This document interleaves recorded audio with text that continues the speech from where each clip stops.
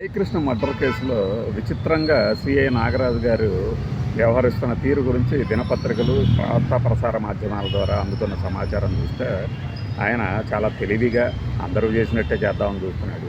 తనని చిత్రహింసలు పెట్టకుండా సిట్ని ఆదేశించాలని ఆయన కోరాడట. పైగా విచారణ సమయంలోనే తాను చెప్పాల్సిందంతా చెప్పాడట. తాను నిర్దోషిని, నాకు ఇంకేమీ తెలియదు కాబట్టి నన్ను వదిలేయండి, ఒకవేళ విచారిస్తే లాయర్ల సమక్షంలో విచారించండి అంటున్నాడు. మరి ఇదే తరహా హక్కులు సాయికృష్ణ సహా అంతకుముందు ఆయన విచారించిన నిందితులందరికీ ఉంటాయని భావించాలి కదా.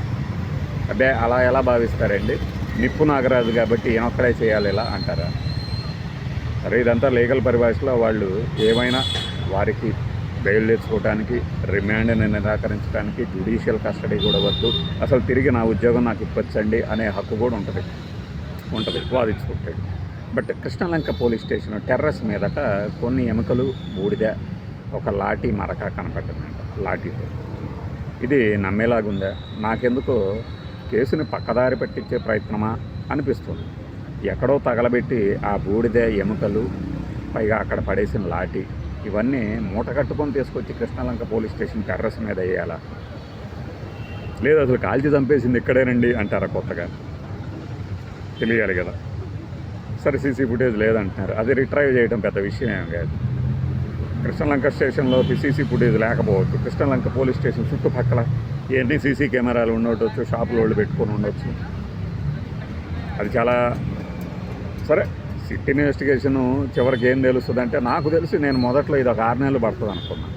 ఈ వ్యవహారం చూస్తుంటే ఏడాది కూడా పట్టచ్చు, ఇంకా ఎక్కువ కూడా పట్టచ్చు. ఎందుకంటే శవం లేదుగా.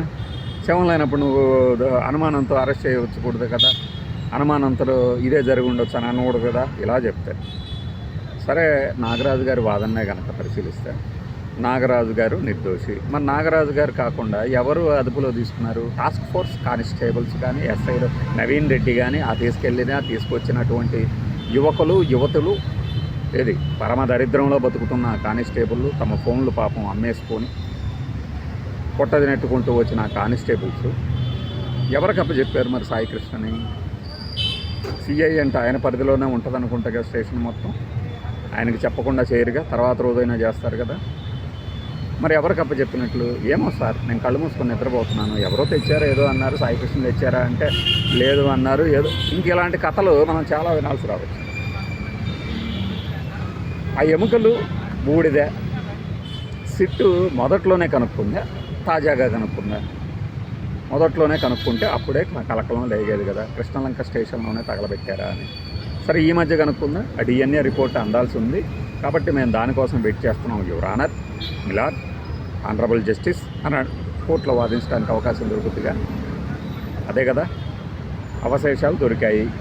ఏమో ఆ తర్వాత అవి ఏ కోడి అవశేషాలు అని తెలుస్తారేమో. మేము చికెన్ చేసుకున్నాము ఆ రోజు రాత్రి అక్కడ, ఆ బూడిదే అని తర్వాత తేలుతుందేమో. అంటే మనము కేసు విచారణని కావాల్సినంత సాగదీయాల్సినంత మలుపులు మనమే సృష్టించవచ్చు. సినిమా పరిజ్ఞానం ఎక్కువైపోయిందిగా. దృశ్యాలు, దృఢాలు అన్నీ చూస్తున్నాం కదా. దొంగకే అన్ని తెలివితేటలుంటే పోలీసులకి ఎన్ని తెలివితేటలు ఉండాలి? పోలీసులకే అన్ని తెలివితేటలుంటే పోలీసులు దొరకకుండా ఉండడానికి దొంగలకి ఎన్ని తెలివితేటలు ఉండాలి? ఇది దొంగ పోలీస్ ఆట అంటే ఇలా ఉంటుంది అన్నమాట. ఇవన్నీ వాళ్ళకి తెలియకేం కాదు. సిట్ ఆఫీసర్లకి తెలుసు, ఎంక్వైరీ ఆఫీసర్లకి, స్టేషన్ హౌస్ ఆఫీసర్ అని ఒక ఆయన ఉంటారు కదా, ఆయన్ని అడగాలి కదా. ఆయనే సిఐ అంటారా? ఓకే. మరి ఎంత చిన్న క్లూలు అంటే, సాయికృష్ణని పలానా రోజు తీసుకొచ్చారు అని చెప్పిన రోజు ఆ స్టేషన్లో టీలు తీసుకెళ్ళి ఇవ్వడానికి కొంతమంది పని చేస్తారు. ఆ రోజు ఎన్ని టీలు వెళ్ళినాయి అనేది కూడా లెక్క చేయొచ్చు. మొత్తం కాకపోయినా వరే నువ్వు ఒకసారి మధ్యాహ్నం ఎన్ని టీలు తీసుకెళ్ళావు, సాయంత్రం ఎన్ని టీలు తీసుకెళ్ళావు, నీ దాంట్లో రాసుకుంటావు కదా ఖాతాల కింద. ఇంత సింపుల్ క్లూస్ అనమాట. మనం చెప్తూ ఉంటే నిజమే కదా అనొచ్చు. కొంతమంది మీరు మరీ సినిమా పరిజ్ఞానం వాడుతున్నారు అనొచ్చు. జరుగుతుందా లేదా? అది ఖచ్చితంగా జరిగే అవకాశం ఉంది కదా. ఎముకలు, డిఎన్ఏ ఎన్ని రోజులు పడుతుంది డిఎన్ఏ మ్యాపింగ్కి? ఒక్కరోజు మ్యాక్సిమం. ఎందుకంటే ఇక్కడ ఒక టన్నెల్ కూలి, తెలంగాణకు సంబంధించి ఒక టన్నెల్ కూలి కార్మికులు అందులోనే చనిపోతే వాళ్ళని బయటకు తీసుకొస్తే ఏదో గుర్తుపట్టడానికి డిఎన్ఏ కోసం చూస్తే అంతమందిలో ఏది పోల్చడానికి వారం రోజులు పట్టింది. కానీ ఇక్కడ ఒకటే బూడిద ఉంది, ఒకళ్ళదే డిఎన్ఏ. మ్యాచ్ అవుతుందా లేదా తెలిసిపోతుంది.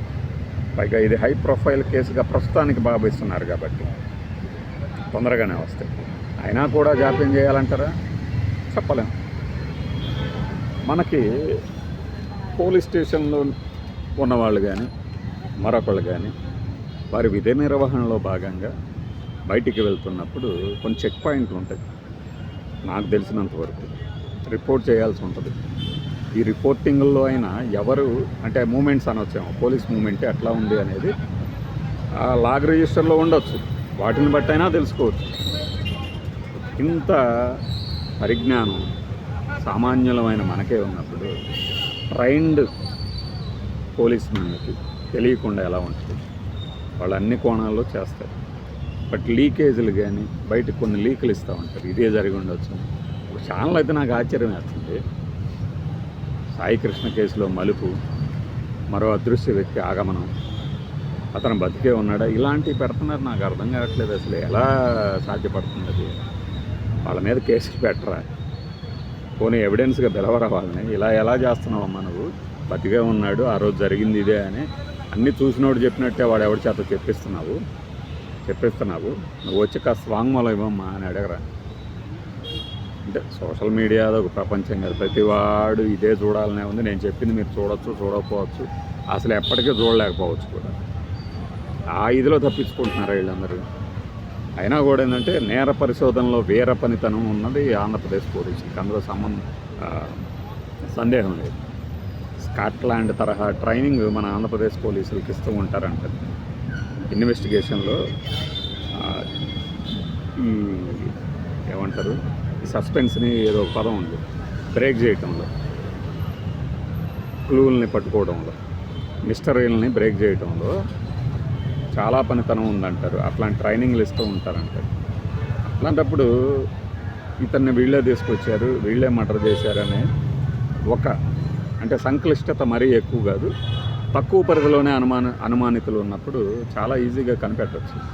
బట్ ఇందులో చేసే మలుపులను లీగల్ విషయాల్లో అంటే లీగల్గా వెళ్తున్నప్పుడు వాళ్ళు చేసే వాదన చూస్తే విచిత్రం అనిపిస్తుంది. ఏం గతంలో మరి మనం అలానే చేసామా? సిట్టు నన్ను చిత్రహింసలు చేయకుండా కాపాడండి అని. నా ప్రాణాలకు థ్రెట్ ఉంది. ఎలా థ్రెట్ ఉంటుంది?